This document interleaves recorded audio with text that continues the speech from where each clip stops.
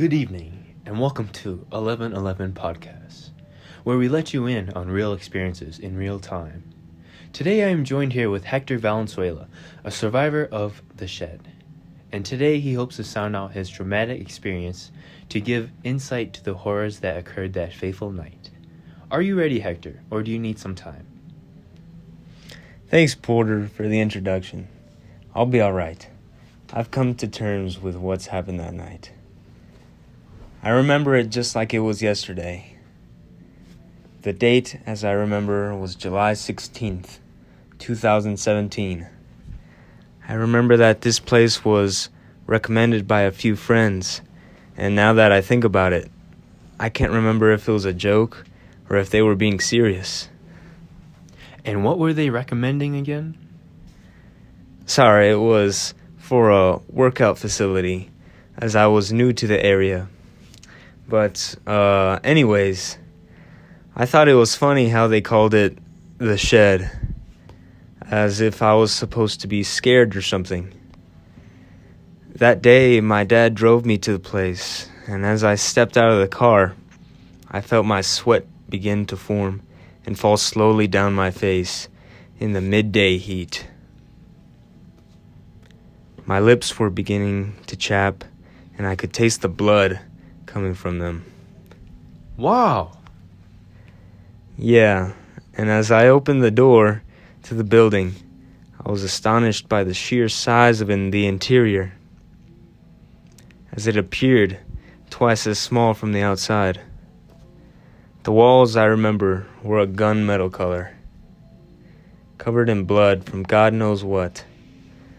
I walked into the barren and pitch-black room as I could only imagine what had waited for me in the darkness. And in an instant, bark! It was crazy. There were 3 giant Rottweilers with teeth the size of kitchen knives.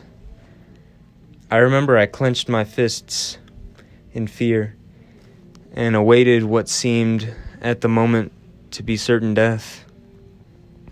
But what I didn't realize at the moment was the thin fence that had kept me from certain death.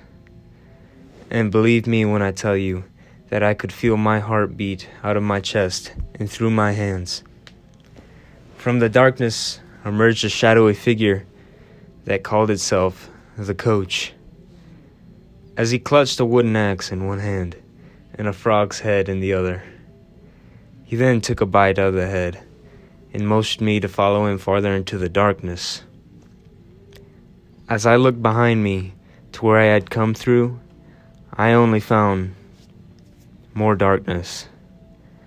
I immediately ran back to find myself even more lost as I kept running in every direction. My mind had gone into panic mode, and I was freaking out until a light appeared in the distance. As I ran to the light, I could hear a figure charging after me, gaining faster and faster until I reached the light that led out of this crazy labyrinth they called the shed. I was finally free from this nightmare as I ran as fast as I could back to the car. And as I got back to my car, my father said, "Already back? It's only been 5 seconds." To which I replied, "Just drive away as fast as you can." Wow. It's crazy enough that this place exists, much more that you were able to come out alive. Yeah, I thank God every day that I was able to make it out, because from what I know, I was one of the lucky ones. Others weren't as lucky, not being able to make it out. I know it wasn't easy for you, but we all thank you for your time here and letting us in on your experience of that horrid place. It's fine. This was a time ago, and I've come to terms with it since. Well, this has been 1111 Podcast, letting you in on real experience in real time. Thank you, and we'll see you next time.